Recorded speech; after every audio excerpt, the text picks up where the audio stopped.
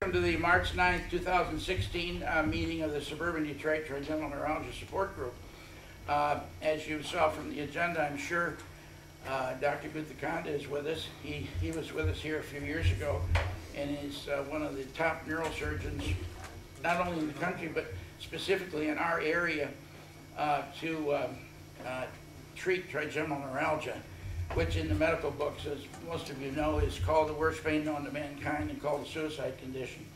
So there are various procedures. Dr. Guthikonda said he would like to talk tonight about recent experiences. I assume that's going to cover procedures and et cetera, et cetera. And we're fortunate also to have two ladies from his office with us tonight too.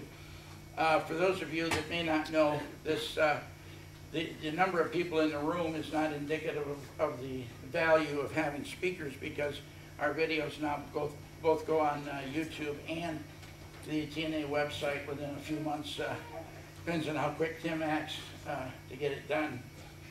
So it provides support or information to people all around the world that can pull up our information. Just as one example, 41 years ago, a fella was the MC at, no, 31 years ago. I'm aging my wife and I. A fellow was the MC at my wife's 40th birthday party. And that fellow, here in the last couple of years, lives in Flint, and he was told that if you want to have the top neurosurgeon operate, I can't specifically talk to what his surgery was, but they said you want to go to see Dr. Guthikonda down in the Detroit area, and he's living a happy life now. I think I mentioned to you on the phone, Dewey Lane, down in Florida. My sister just stopped and saw him, and so I thank Dr. Guthikonda, and it's just an indication of how he's viewed by other neurosurgeons in the area. Shut it off. Hey everybody. So is there do I need a speaker or this is No, this picks you up right here. Oh, that's the cast. Yeah. Okay. Okay, it's not a big room, so we don't have to have anything recording here. So first I want to thank Tim for really keeping up this energy going to keep this organization, because you know, it takes a persistent effort as well as an interest to try and stay on top, like emails and getting your speakers and getting the people gathered. You know, the last time I think I came here was a snowy day 2-3 years ago. But thank God the weather cleared up today, you know. So good luck to you in keeping up this project. Thank you. So what I want to do is, you know, the unfortunate thing is the trigeminal neuralgia is one of those topics where, give you an example of a patient of mine. Patrick is his first name, we're not going into the last name. So I did a microvascular decompression for him like 5-6 years ago. He's a professor at one of the universities. And he did fine for 3 years, and he comes back and he's got different pain, and then, you know, you walk into the room and this is, now what, my God, now what are we going to do? You know, this is always the problem, because he tried medical management for many years before. He has a, you know, microvascular decompression. We're all happy he's doing fine, and then comes the appointment to see the doctor in the office with the recurrent pain. So, you know, then you are faced with a situation, you know, do you say, well, let's try more medicines, you know, let's try re-exploration, which, you know, many neurosurgeons have offered and done that in the past. And then, of course, all these other procedures, like, you know, you heard from the other speakers, like your radio frequency, rhizotomy, the balloon compressions, and the gamma knife, and all those things. and I was looking at the speakers list that I get in your, you know, news bulletin, and I often want to go and meet with them and see how they are, you know, other specialists, like either pain specialists or you know, acupuncturists, all these people, how they are handling, which is ways and means of thinking outside the box, in the sense of, you know, each of us know a certain aspects of it and how we do things. And it is interesting.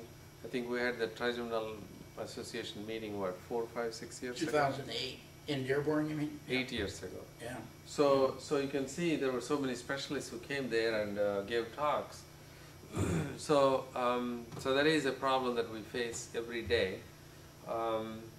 So let me just start off with this one video that Can I drop the for link? whatever reason, yes, in the last couple of months, we have maybe the moon is shining in the wrong direction or whatever. We have had so many patients with trigeminal neuralgia, it is unbelievable.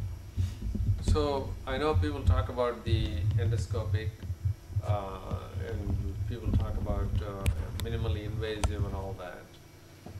So my argument has always been, which Tim knows, is that whatever you do, you need to do it well and you need to have an explanation on why you do it, how you do it, okay? So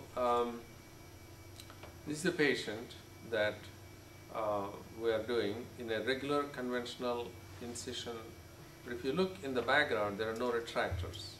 There is absolutely no retraction of the brain except with this little suction, and we can look at this whole view with this lighting, and it's a three-dimensional viewing through the microscope. And we can magnify this 20-30 times to see all little nuances of the nerve, and as you can see, tiny blood vessels and all that. This is a vein that most people tend to sacrifice when they get there.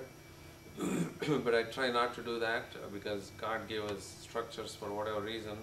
No reason to take it unless you really have to do that. So you can see it looks pretty benign, but as the video progresses, you will see this blood vessel, which is like a huge worm sitting on the other side of the nerve. So we're trying to free that up. So you can see it's pretty tense, okay? And if you keep watching, see how that plops out from under the nerve, okay? So again, we are doing it with no retraction except this one little suction tip. And so you see how that just plopped out right there?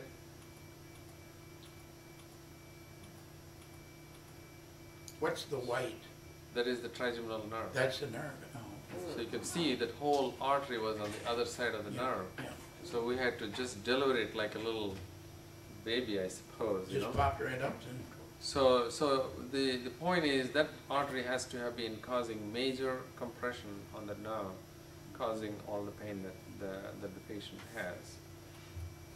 So ultimately, you know, we go on and free that nerve up completely, and you see how we lifted it up and away from the nerve, and you know, we go on to put the thing that you all know about the Teflon. There was in this patient there was. As you can see, another vein pressing on the nerve. So this is probably the second or third time I saw two structures that were compressing. One is the artery and the other one is vein. I'm not sure if the vein was doing anything, but as long as we saw that, I thought the best thing is to separate that from the nerve also. We went ahead and put Teflon there, as well as the Teflon is going between the artery and the nerve and the vein. And then the subsequent Teflon goes between the artery and the nerve. so that nerve is actually white when you go in there. That hasn't been done anything to it. Yeah, no, we The don't nerve want is to touch actually the white. nerve. It's just the Okay. artery we want to touch. But I mean, the color of the nerve is actually white. The nerves are always white, yes. Oh, okay. Yeah. I didn't So- realize that from past videos. So you can see, so when you find things like that, you know, and you feel extremely satisfied in the sense of, you know, how much of an improvement that you know we see. So give you an idea, here is the same patient.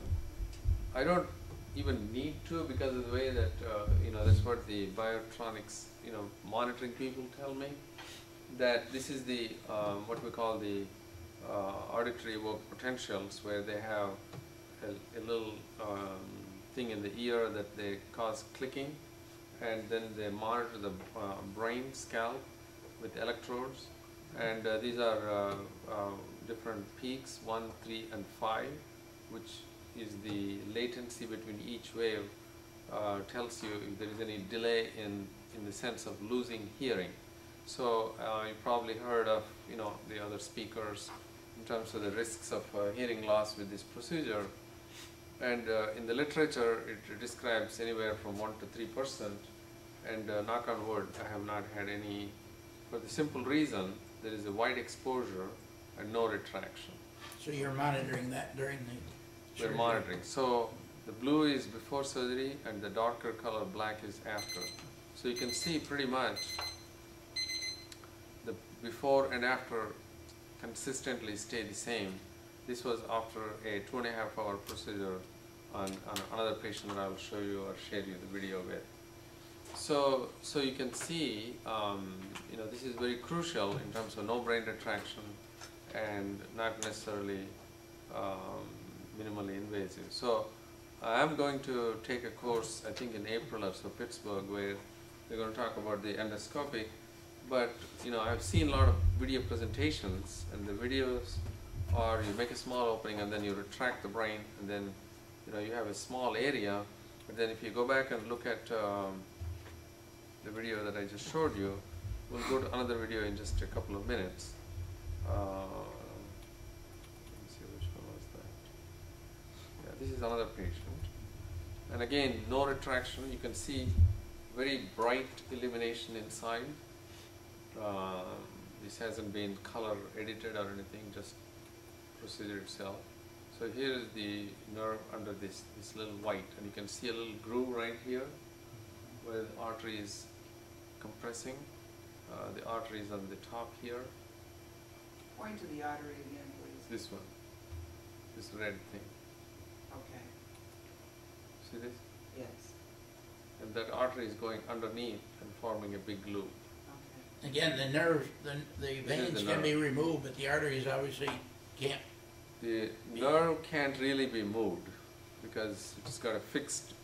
I meant the veins can be removed, but the artery, Correct. you can't do anything with that, Artery right? you can only mobilize, but you cannot, sacrifice. Stroke, is that stroke? Oh, then? major, yeah. This. Major stroke. So this artery is what we call the superior cerebellar artery, which is one of the commonest arteries. Any damage to this vessel is there's no description. It's kind of one of those that can lead to coma, death, Mortality. massive stroke. Is that like a rubber band, or how strong is that artery really? It's really not that strong. No. No, it's No. very, very delicate. So again, here we are mobilizing that artery up and away. Can you see that? Yeah. It's like a bunch of worms. Yes. My cleaning fish wouldn't help me be a neurosurgeon, right? So you can see the nerve. This is the nerve, It's amazing. and this is the artery. Yeah, Okay. So I hope the video is clear here. yeah, See? that's excellent. That's excellent. So you can see how we are putting the Teflon again. The reason Dr. Sorry for a minute, brings up the endoscopic, God bless his soul, we had Dr. Piper here, was a big he was proponent very of good endo. proponent of that. We lost Yeah. him at 50 years old with 5 children Mhm. here recently to cancer, Very which sad. was very unfortunate. He was the biggest proponent of it. Other neurosurgeons, not you, Mhm. would say it was kind of a sales gimmick, and so I would talk to him about it. And in fact, we had a joke. I said, "You're the best car salesman as a neurosurgeon we've ever had in here," because he not only the endoscopic, but just explaining the whole process Yeah. to a patient. He was just excellent. And he said he studied for years in the lab before he ever tried that. Other neurosurgeons have said they thought it was kind of a sales gimmick. The other downside of from other neurosurgeons is that the heat on the end of that endoscope, as I understand, is very hot. And when you get in that small space, unless you really know what the hell you're doing, can really cause damage too. So if you look here, the space between the top and the bottom is probably less than 1 centimeter. Not being a metric guy, what is that in inches? Less than half an inch. Yeah, Lord. Okay.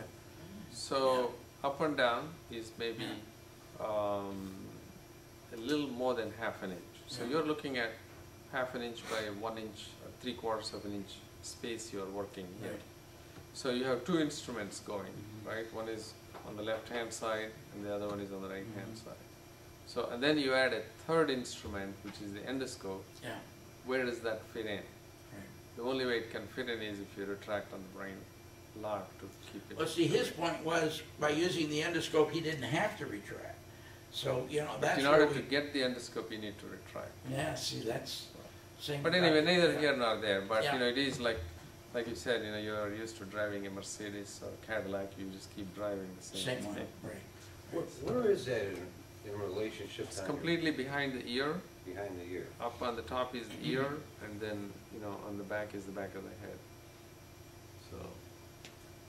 So I got a question. So I had the MBD and, Yeah. and it lasted a year and a half, and then the pain came back. So what happens? What happens? Does the Teflon wear out? Does it So, fall out? yeah, it's an interesting problem that you're asking, and I don't think anyone really has an explanation. If you go back and look at Dr. Janeta's, who was the pioneer in this procedure many years ago, 30 years ago, is that maybe the Teflon fell off, and the couple of patients that I had to go back in, the patients that were operated by someone else, the Teflon was such a big mass because there was so much Teflon, it was pressing on the nerve a lot. So I had to go in and just gently tease off the entire Teflon and free the artery from the nerve as well as take out the Teflon. And then I didn't put anything back because, you know, it looked like they were already separated.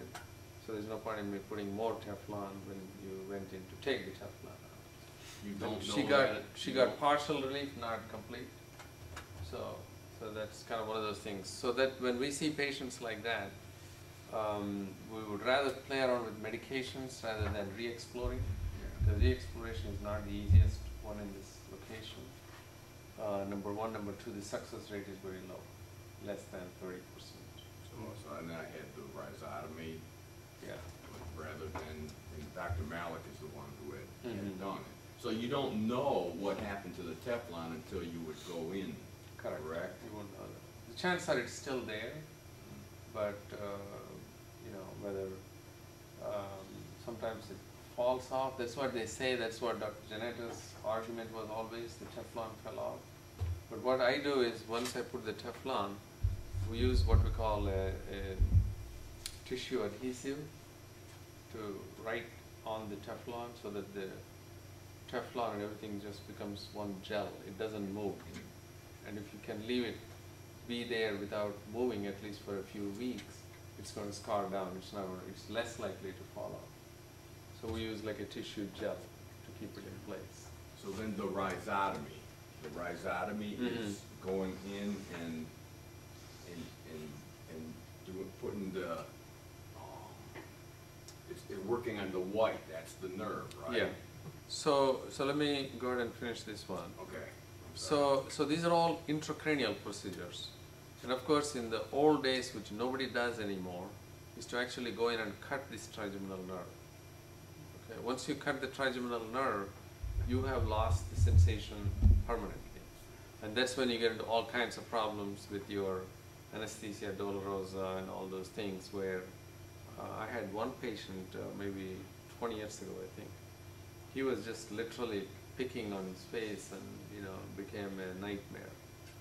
They had to take out his eye and all that stuff. So you can see how we are just packing the Teflon to keep all those blood vessels away from the nerve.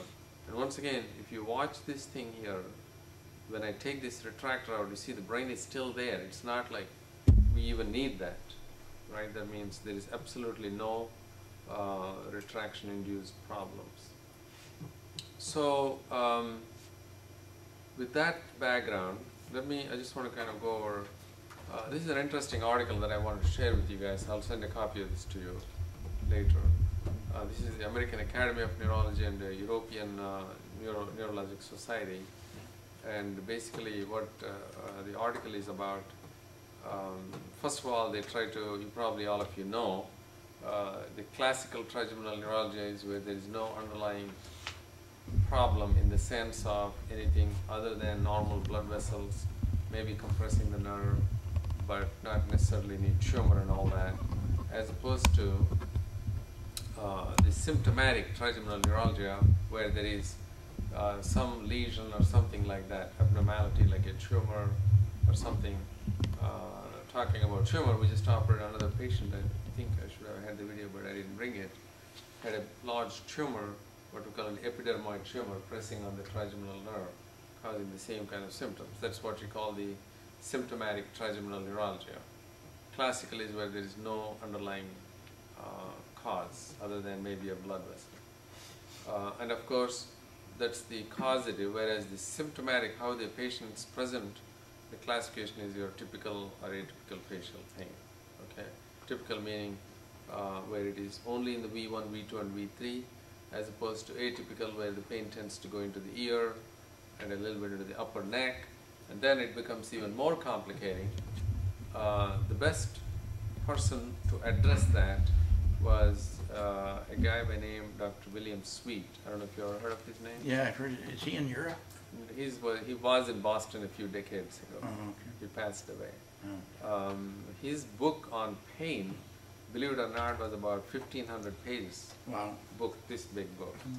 And very fascinating to read, but the problem is once you start seeing patients, there's just no way that you can figure out what's going on. So anyway, this article is interesting in that it has like 8 or 10 questions, and that may answer some of your questions that you may have at a later time.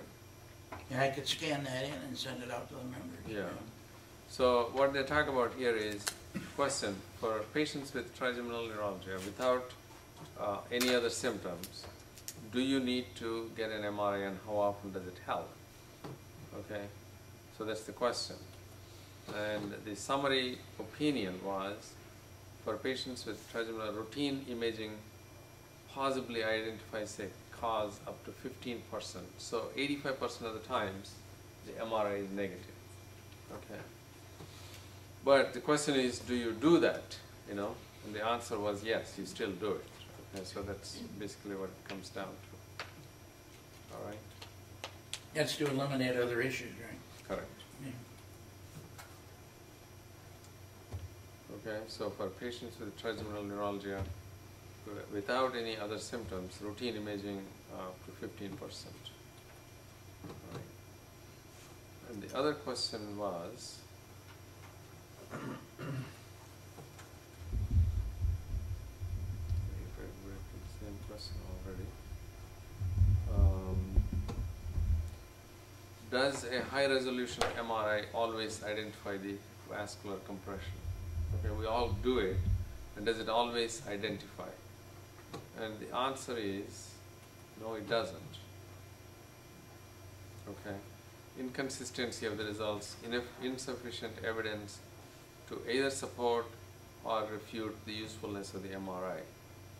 And given the data, whatever we have, we suggest patients getting a MRI if they're going to go through an MVD. Don't just have the MVD without the MRI. Okay. Question number 4. Which drugs have shown efficiency in the treatment of classic trigeminal neuralgia in general? Okay. Again, everybody goes back to Tegretol, which is established as the effective drug in controlling the trigeminal neuralgia. And of course, the other things like trileptal or oxycarbamazepine, other things like baclofen are possibly effective. So again, so you can see they are not definitive in terms of what may or may not help in that. Okay. Is there a role for intravenous administration of drugs in acute exacerbations of pain? In the conclusion, there is insufficient evidence to support or refute. One of the common drugs that we use is dilantin, so nobody knows whether it helps or not.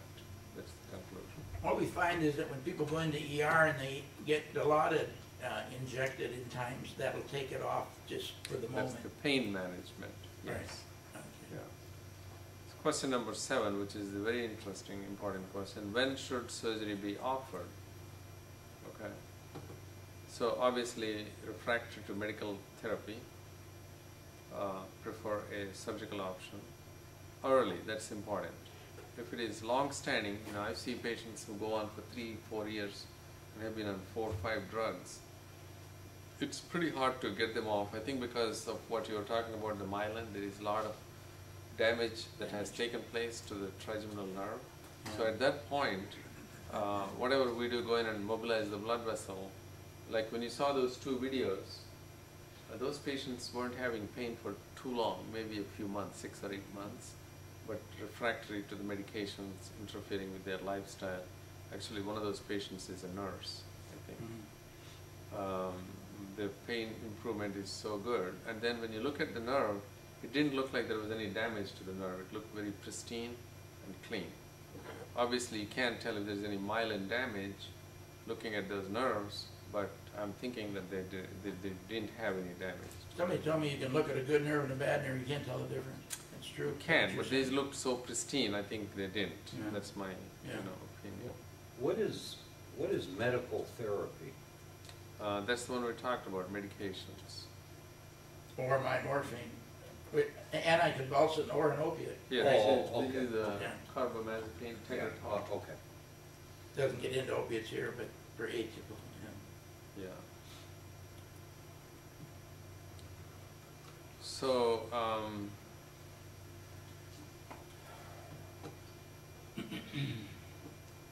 which surgical technique gives the longest pain-free period with fewest complications and good quality of life?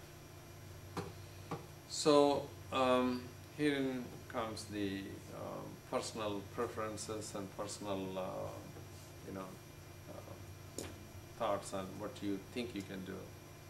So percutaneous procedures like on the Gasserian ganglion. Now you were asking, is that the nerve that we looked at where all the procedures are done? The compression and all of the gamma knife is done on the nerve where you saw. That's inside the head, close to the brainstem. Okay. All the other procedures where the balloon compression or radio frequency are done on the part of the nerve way outside the brain. The nerve already has left the brain stem and the cavity of the skull, and it is now in the base of the skull, just before it gets into the face. So I don't have a picture of that, but that's where all the other procedures are done, where you place the needle through the angle of the mouth, either for balloon compression or the radio frequency rhizotomy. Now, would that be into one of the 3 branches, or would that be into the ganglion? It's usually into the ganglion, Yeah. where the compression is, and especially like the balloon compression, you can't really select where you Yeah. can do it. Yeah. So anyway, this is another major problem that we see. Which surgical technique should be used in patients with multiple sclerosis? So that's the sad situation. We have patients that come in, they're already in a wheelchair, disabled from their MS, and they got this facial pain going, and then you get an MRI, and you see all these plaques in the brainstem right next to the trigeminal nerve, and then you start wondering, what can I do anymore? The nerve is already gone, the brainstem is gone, and everything else. So the conclusion is there is insufficient evidence to support or refute the effectiveness of any surgical management in TN patients. So pharmacotherapy should be carefully assessed. Only patients with compelling evidence of drug-resistant trigeminal neuralgia should be considered for surgical procedures. Dr. Oxney in Southern Cal has found the gamma knife to help some MS patients. We don't know, like you saw here, there is no Yeah. consensus on Just that. his, not statistical.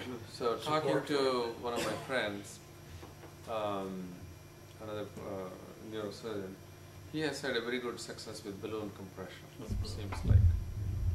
So that's the, so these are the consensus statements which I thought I would share with you to see, just so you know That's excellent, yeah. where the controversy is and things I like see that. Dr. Burchell and Dr. Zach are both on that paper too. Are they? They're both members of, I saw it on your. Yeah, yeah. They're both members of the TNA board Uh-huh. or the medical advisory committee. So, a couple of papers, I'll just share it with you. Yeah, I've learned how to scan and send them out, so if you could send me those, that'd Sure, be great. I'll send it as an email. Okay. And I can just send it without scanning.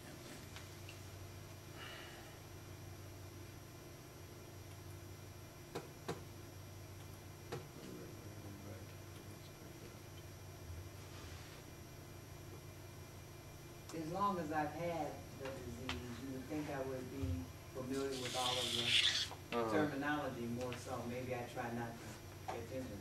But you kind of mentioned it. Is there a time frame for performing the procedure with the Teflon? I mean, after you have it, I think I've been told if you don't have that done within the first 3 years, it's not going to be as Not helpful. as successful, yeah. Yeah, Yeah, is that true? that is correct, yes.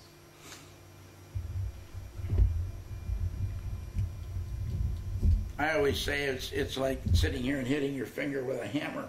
Yeah. Over time, you're going to do more damage. So if you assume that blood vessel is hitting on that, it's going to wear the myelin sheath off. And there's various positions on that. I know when they were here in 2008, Dr. Linsky was in a subgroup, and I kind of took him on. He said there was a recent study in Europe that said once you find out that a procedure would help, you should do it immediately. And that really wasn't the consensus of the neurosurgeons that had spoken to our group.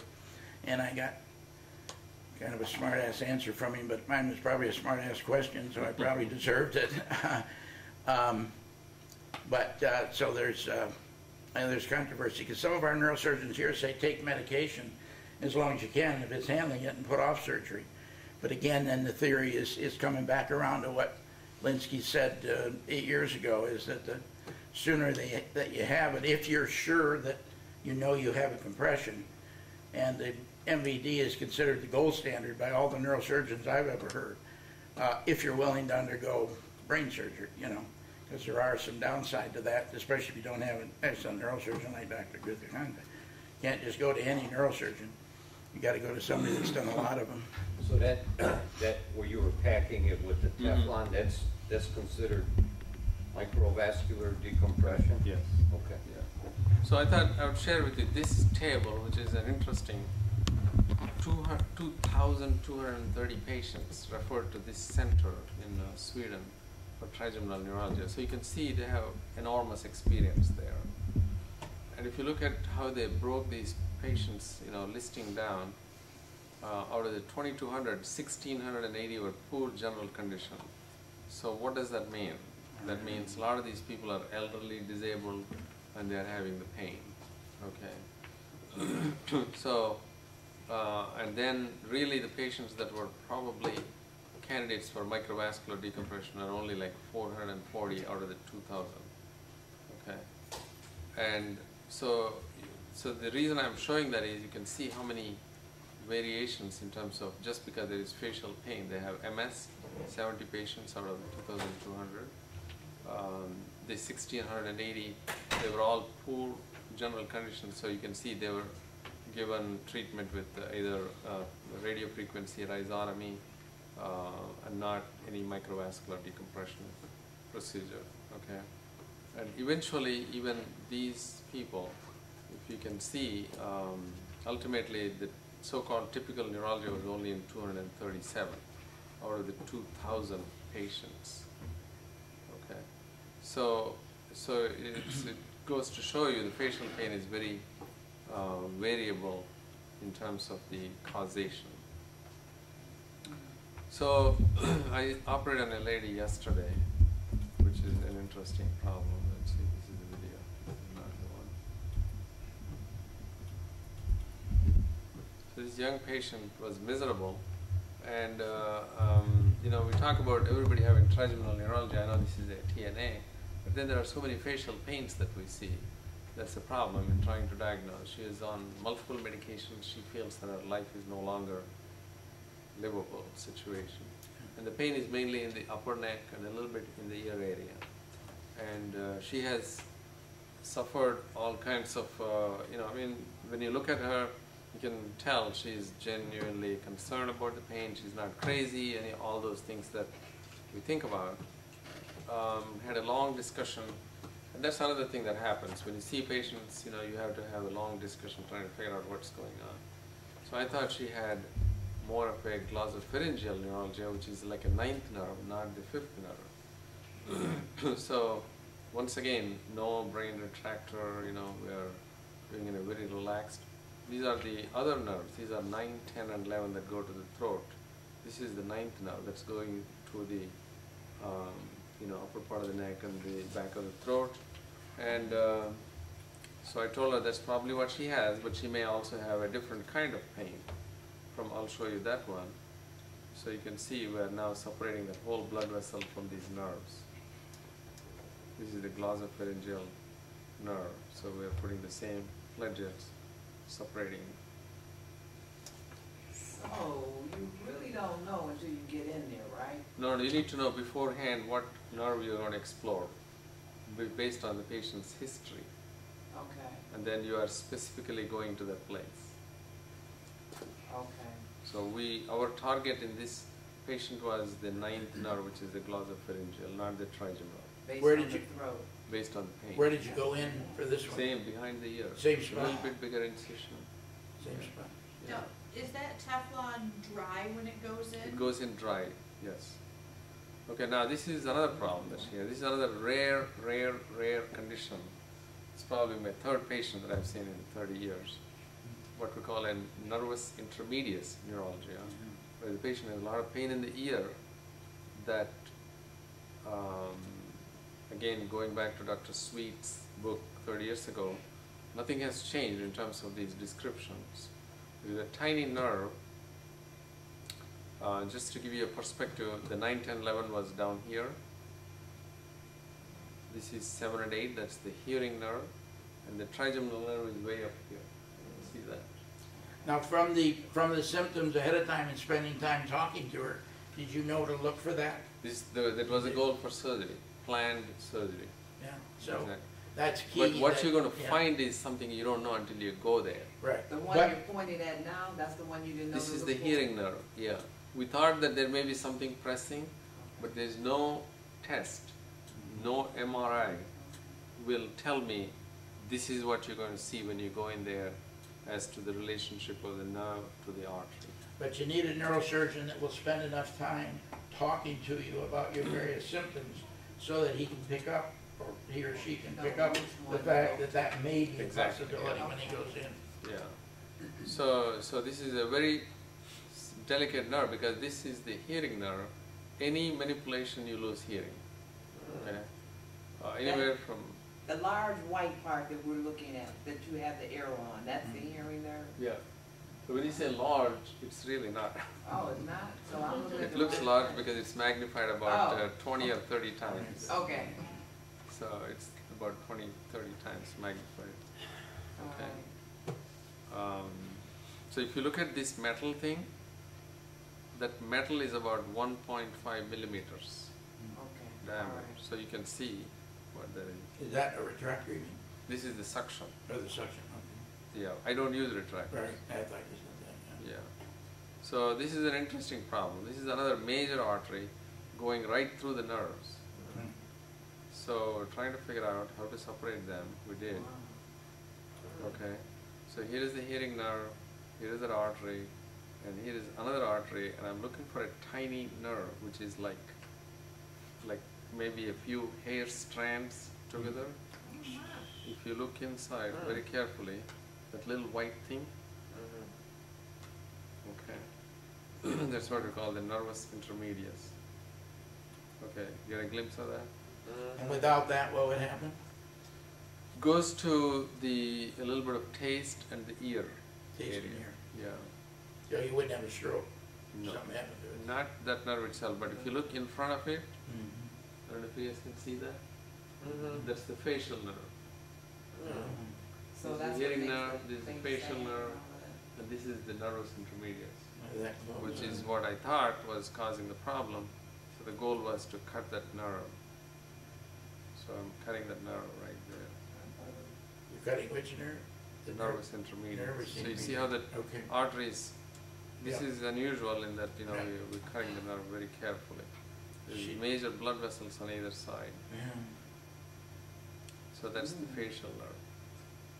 Hmm. So the other audiogram that I showed you, the electrical test, is from this patient. Even though we are manipulating this whole nerve, you know, it was absolutely normal maintenance. That's the facial nerve. Can you see that? Okay, based on what we're looking at now, can we use that to find the area that I last had the kind of pain that I had? If your trigeminal neuralgia was a problem, the operation was here. Way This up was here. a swallow, it hurt to swallow my own saliva, Does it? yeah. I mean, truly bad then, cause any way you can have the pain, it has come to me. And the last one was couldn't swallow. You know, it got to the point where I was, sorry, but holding my head over the toilet just to Yeah. let the saliva out rather than, because it hurt so bad. That's probably glossopharyngeal pain, which would have been the other nerve that we talked about earlier. Not Have you- where we looking at Have you had now. surgery for that or no? I have not had any Okay. surgery. I guess I'm taking medication as long as I can. Well, you know who you need to see now then, right? So that's the Yeah. glossopharyngeal. Remember we talked about earlier? This nerve at the bottom. That's the glossopharyngeal. That's the throat pain That one, right? right here. So, And you can cut that one. well, I could, but because I found the problem, I didn't want to cut the nerve. Okay. But what we do is we cut the top of this nerve, just like right there. What we call a glossopharyngeal nerve sectioning. Cutting of the top of the ninth nerve. So, but then again, you know, once you cut, I mean, now you have to hope that the pain is gone and the patient is happy and all those things, you know, in the long run. So, It's not like you can wake them up and ask them, right? exactly. Yeah. So you cut the nerve, so the potential to eliminate the pain, but there's also some risk in some of the motor She may lose a skills. little, this nervous intermediate really doesn't have any motor. Okay, It's just the taste, maybe. okay. So was she happy when she came out? Pardon? Is she happy? We just operated her yesterday, No, so. so we have to wait she's and still- see. yeah. And for how long? So to summarize, you know, everybody has their own field of interest and becoming expert at it. But then there are failures, and that's why you saw that big article that, you know, we talked about 10 questions and what is the consensus treatment. And so you saw this one where we monitor. And this is another one that of interest to you folks. You may want to look at this one. So this graph goes through 20 years. Okay, this is not my series, but I'm giving you the literature. The top one is microvascular decompression. Second one is the balloon. And the third one is the radio frequency. So you can see which one has the highest and the longest success, if you look at it. Okay. Do that again, the top one's EMVD, Yeah, the second is? balloon compression. Mhm. The third one is the radio So frequency. glycerol's not even up there, The glycerol is not even yeah. there. Not So there was another paper that I looked at, and basically the success rate for both glycerol and balloon are about the same, Mhm. but the balloon is a lot easier to do than the glycerol. Is glycerol available now? I had heard different theories. I just did it like 2 years ago, so it's still available. You have to Still order is. it anhydrous glycerol, sterile. Yeah, it's technically a little challenging because you got this thick glycerol, and then you have to push hard through the syringe, and with the patient sitting. You have to hold your position. Don't they bathe the nerve? Okay, bathe the nerve Yeah, and you it put sits your there head and- forward and you just let the patient sit like that for an hour. So the glycerol just sits in the, Yeah, Oh, the okay. damage. What? Yeah. Oh, what is it? it's causing chemical damage to the nerve in Okay. the hope that that takes care of the pain. See, the other 4 procedures are causing a lesion of some sort on the nerve to stop the pain from going to the brain.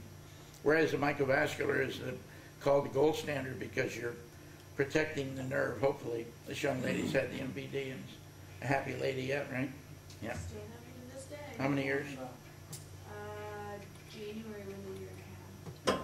But I've had 0 issues from the time I woke up to today. And she still comes to the meeting to share her And the success, which we appreciate. The glycerol, you're saying, isn't as effective? Because my wife's going to have that done Monday. By Some neurologist. neurologist, no, neurologist wouldn't do it. Must be a neurosurgeon. He's a neurologist. Neurologist wouldn't do the radio. No, No. not the radio freak, the glycerol Or the injection. glycerol, yeah, I wouldn't think. Her oral surgeon was gonna do the glycerol injection. That might be like a block or something, but that's not the, They were gonna put this glycerol in there to kill the nerve. would you do a block with glycerol? No. You know, we tell you all the time, you gotta go to a neurosurgeon that knows what the hell they're doing, so I don't know who she's going to. So, you know, you've been Well, sitting here. I mean, the only thing is, we don't know. We'll talk Yeah, later. Depending, and even like the Yeah. doctor said, depending on who you go to, whatever it is Exactly. they're comfortable with doing. Comfort Yeah, level. but we have history with our group. We've been running this group 18 years, and we have history with neurosurgeons that know what the hell they're doing. And there's a lot of them out there that don't know what the hell they're doing, and those people end up here with more pain. So we're good friends. Don't get this wrong, this discussion. I'm Yeah. trying to help you with your wife. We'll talk afterward. So, but this is where I was saying, there are so many other people that, it used to be just neurosurgeons, and then everybody else trying to pick up and, do whatever they think is, what they can do, and hopefully it is done safely. That's all, we can say. He's being polite. I'm not. So he has to be polite as a doctor. I don't. So you know that. We've never gone around like this before, but I didn't know she was going for a procedure. I don't know what else is left. Yeah. Well, we'll talk. You want to go to Q&A? Sure. We have one lady here who hasn't been here before. Uh-huh. We just assume not put her on video. That's fine. If she can ask her question, and maybe you can help her with an answer. Maybe we'll try. Maybe. You want to at least share your, we'll just pick it up on audio. Go ahead. Well, I think you just wanted me to share, like, Right. How you got to where you are today. Yeah. Yeah. Well, I had skin cancer on my nose, and as like reconstruction. I mean, I had the defect, and then they said that skin flap was the best option for me, and so they kind of lifted up my skin and rotated the skin down to stitch it down to where the defect was, and so I've had pain, like my nose, kind of my forehead, between my eyes, around my eye, kind of in my cheek, whatever. It varies from day to day. Like sometimes it's just a lot of pressure, sometimes it's burning, sometimes it's dull pain. It's just, it can vary, throughout the day, even or where I feel it, and Both sides? No, just the side where Only one where side. it was. Yeah, it was on the LR. The Mhm. LR is where the cancer was, and then where they kind of, I guess, ended up down. Rotation. So, So I'm it- hoping it will just continue to heal Mhm. and go away over time. I don't know what I could be looking at Obviously, you tried things like local anesthetics and all that stuff. or what I had done for my pain. Local anesthetic, like a cream or anything like that.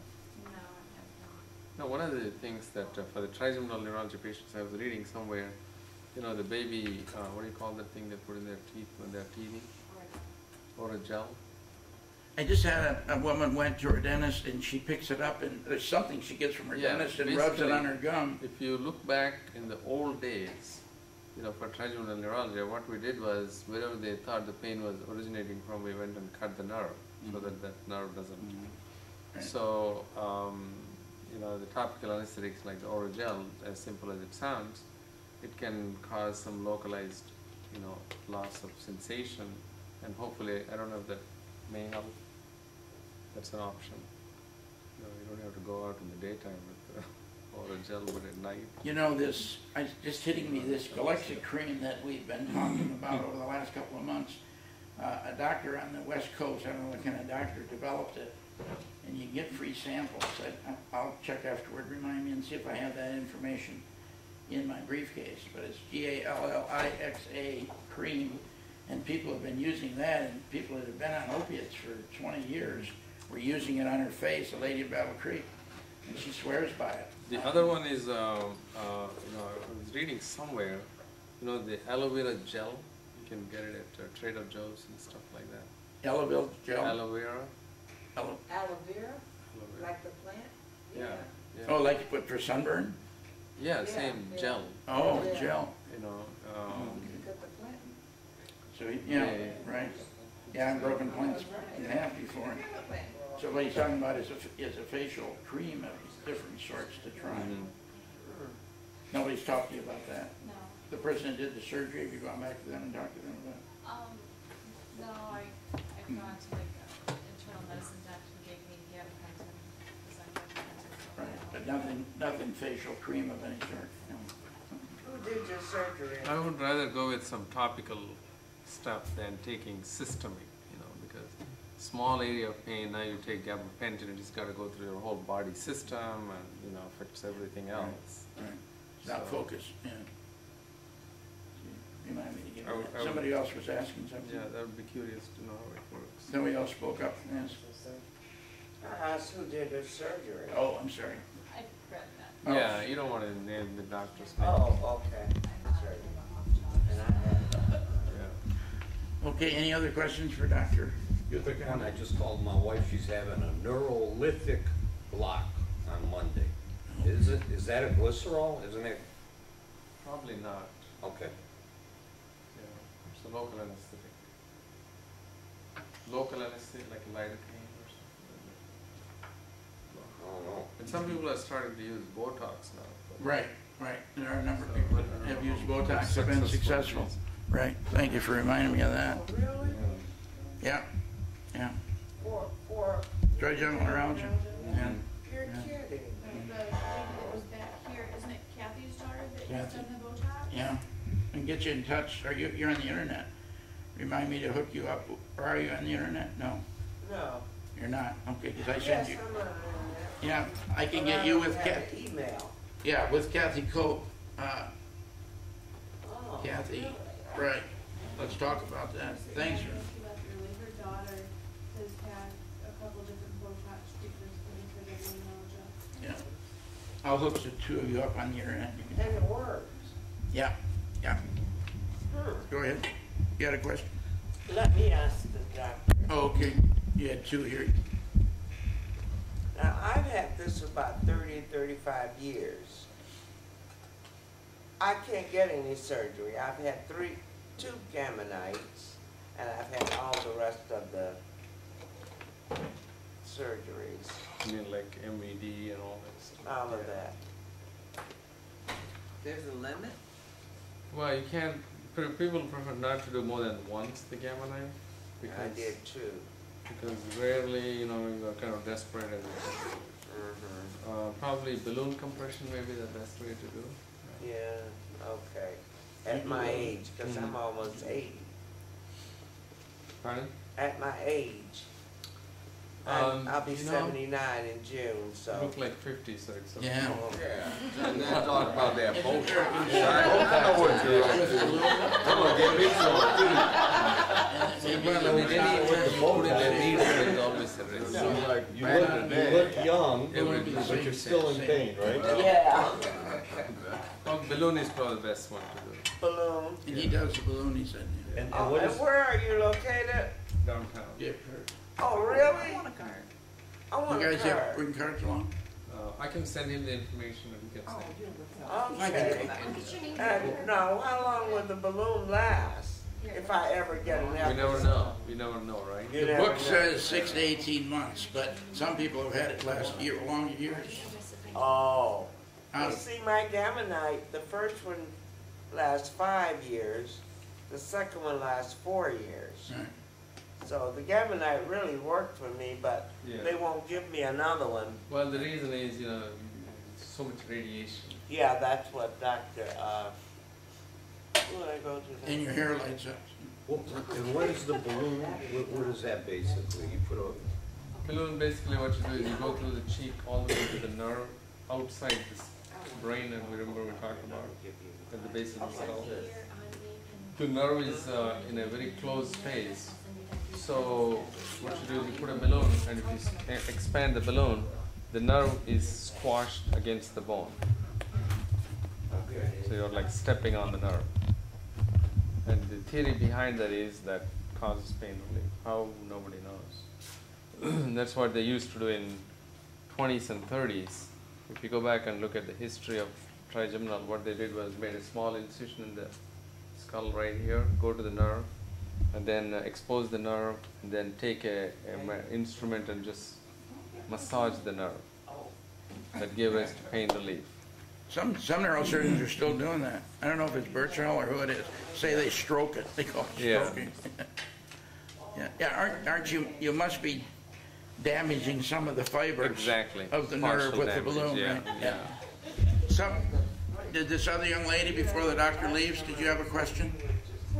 No, this lady. Me, Deborah, I'm getting all of this information, probably Oh. about to schedule an appointment, and we need to sit down and talk. Yeah. I asked I have not talked with the neurosurgeon. I've only spoken with my neurologist. And Yeah. anytime I bring it up, Did you go see your ear, nose, and throat doctor for his swallowing and all that?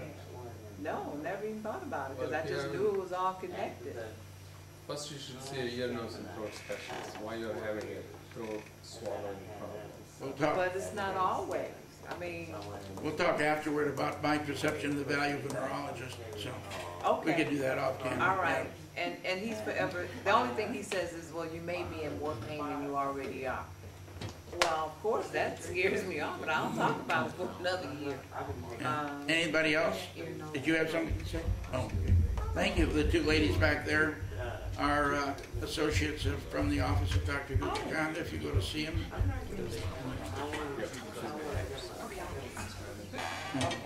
I enjoyed your presentation, I really did, and that's one of the main reasons that I'm here.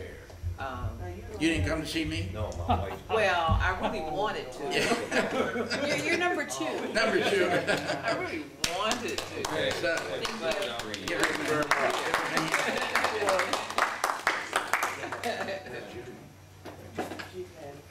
thank you. Because I can't get it, that you can only not get it in the hospital. Right. Had an appointment 2 weeks ago at St. John's. He was gonna do it in Detroit.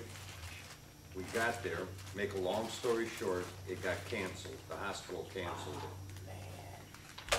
You get two different stories from his office. One is that the FDA won't allow the use of glycerol. Right. Secondly, he has privileges, but he's not on staff. So I don't know if they wanted a neurosurgeon to do that or what. Anyways, What is he? What is he? he's an oral surgeon. Oh, okay. So they said you need to find a neurosurgeon, maybe like at Beaumont or at Henry Ford that does this, because they're insured for it. And none of this making any sense to me at all, because I don't know if it's not approved, Well, why would they, how can they use it? why would his office schedule her to go have it Well, if he's let me- not allowed to do it? That was a whole different issue we had with his office gal, trust me. Oh, my. Yeah, but you haven't had no trouble in a year. I bet, You know, we're supposed to be there at 11 o'clock, right? We get in there and the poor receptionist says, "It canceled, didn't anybody call you?" I said, "No." phone. So the receptionist says, well, wait a minute. She calls his office and she's talking, she says, you know, why didn't you call? And my wife just grabbed the phone. Why didn't you call? What do you mean you couldn't get through? We got our cell phones and all that. She says, you knew the surgery was scheduled for 11:30. Oh, we got home 11:10. There was a message. You need to call the doctor's office, and that's all it said at 11:10. Now, it takes me a Your good. report time was 11 a.m. Yeah, we had. I mean, so anyways, she. So they said, look, you need to find a neurosurgeon that'll do this, right? Thank you. Tim, you got a sign-in Okay. sheet going around? I didn't see.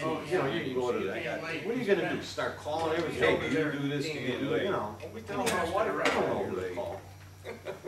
So she went and had getting here acupuncture. on time. It didn't help. It helped a little bit. That's one of the things that I did not have done, because I couldn't mentally wrap my head around laying there, the pain is in my face, and you're gonna stab me with more needles. I couldn't, You know what? I mentally couldn't What do What I that. thought they were gonna do is like I've But yet I seen can do an MVD. with the long needles, how they put the long needle. No, Yeah, I have it right in my it's like, file. looks like a little round, you seen the round Band-Aids? Yeah. And on the end, They're like sewing push pins with a there's little bar. real small pin. Yeah. And my wife, she said, I barely felt them when they were putting them on. Yeah.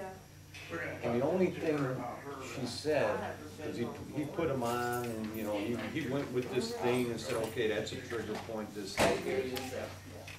And, he said, I'll be back in I 10 know we're not minutes. having a meeting. I think that's my problem, is So I he'd eat before come I back, eat, but how I you have feeling? safety. I didn't have time to eat. I'll be back in 10 minutes. Did you sign So yours? he'd come back and she says, you know, she says, I'm really getting dizzy. She says, but, she said, it feels like the pain is starting to subside a little. And he explained, he said, what it is the pins are causing your body to To flush out. manufacture more endorphins or something. Yeah, He endorphins. says, and that's what you're feeling. Endorphins, yeah. And those are like your natural body's painkillers. Yeah.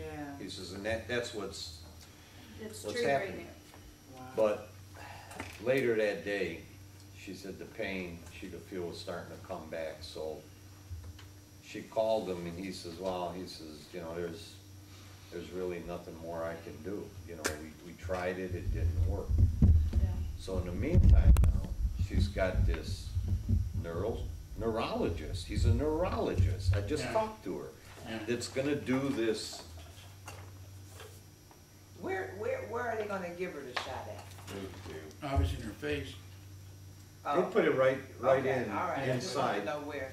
And I think what they do is they put you out and then they inject you with He this. might have My somebody face there and with they him. didn't put me out. They do it in an It ambulatory. must not be a rhizotomy, because only neurosurgeons do rhizotomies. Well, what's a rhizotomy? That's where What he they, was telling you about how the needle goes in the face with glycerol or the balloon. oh, that's a or- rhizotomy? Well, rhizotomy is where it's a heated needle. Yeah, no, The this- glycerol is Just the the other, and injection, then, yeah. and the balloon, but they're all with a needle that go in the face. And then there's the MVD, and then there's the gamma knife. So the MVD is the only one that's non-destructive, and the other four, the intent Yeah. is to cause a lesion or damage to the nerve to stop the signals from going to the brain. But see,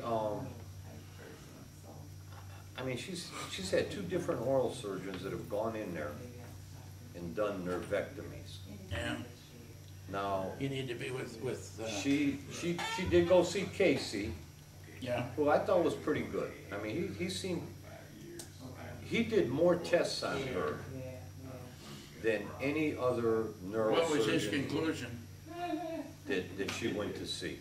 What was He his did a lot, conclusion? you know, with tuning foot. He was, Yeah. He didn't want to do any MVD or anything, though, no, right? he Right. said she's not a good candidate. He Right. didn't think she's a good candidate for MVD. Right. But what he suggested doing is putting those, to manage the pain, Okay. put the electrodes in with the, Like the with the 10G? battery pack. Motor cortex. Oh, I know. A lady's gonna be here in May that's had one installed by Casey and is very happy with it. She's gonna be on the agenda with Schwab. Wow. So that's where we kind of left it, because she didn't want that done. Anymore. At one point, my longest relief from that was 1 week short of 5 months. Other than that, it was a week or two here, a month, off and on. I do that. Just briefly give a little of your, yeah, you're on tape. Just briefly, is that okay? Sure. Just give briefly your background, and then I want to give some other comments that you guys don't have to stay for. Okay, my name is Deborah Ellis. I Yeah. was here once before. Right. I originally joined the Detroit office. Right. Nell brought The me support in. group, right, Yeah. right, with Nell brought me Scribner, in. yep. Uh-huh. And I've had TN for 8 years. Mm-hmm. And it was a security guard that told me what I had.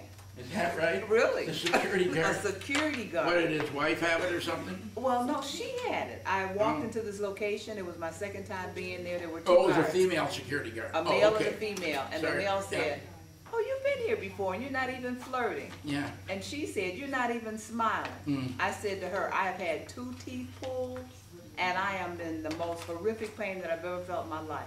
Yeah. And it was like she went in her purse, got this piece of paper and pulled out a definition of what I have. Trigeminal neuralgia. Yes, she Isn't that did. amazing? Trigeminal And then neuralgia. she told you about Nell's group?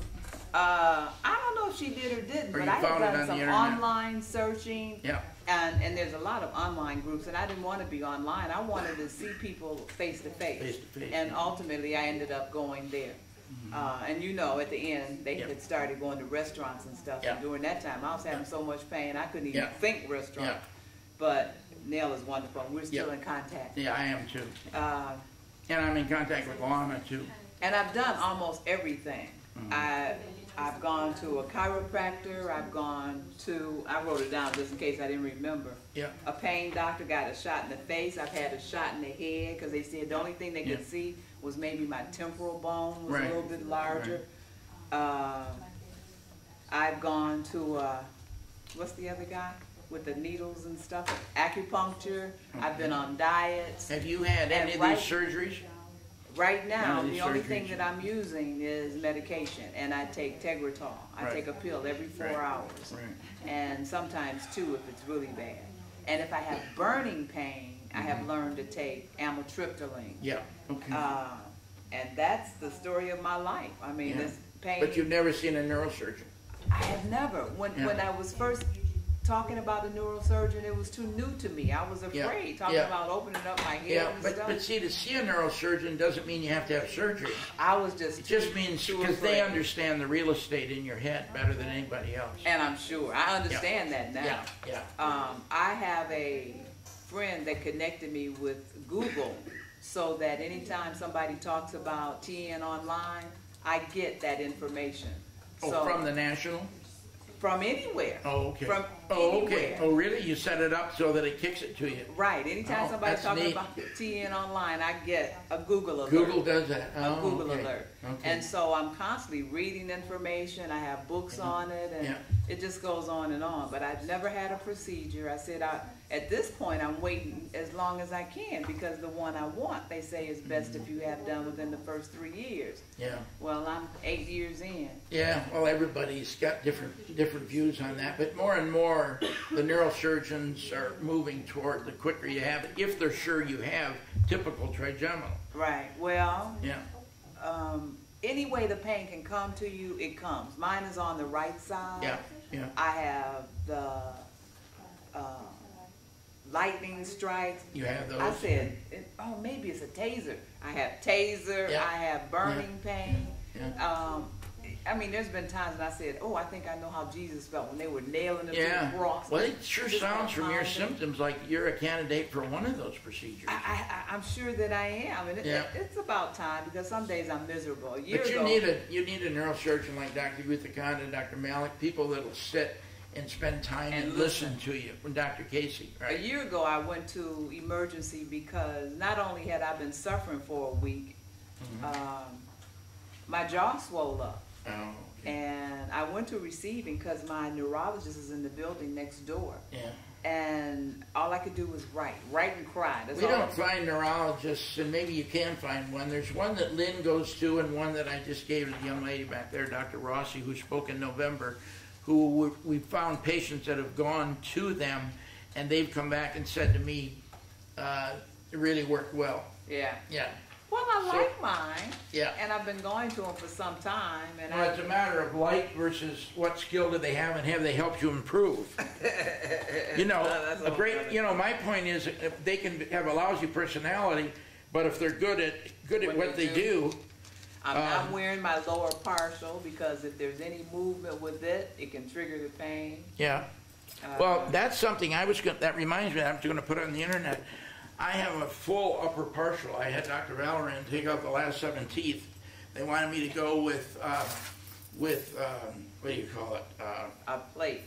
No, A when they denture. put the permanent Oh, in, implants, yeah, implants. But I didn't want any of that because of the messing with my trigeminal nerve. So I had all the rest of the teeth taken out, and I got a plate. Well, my jaw is so strong, I've broken the one.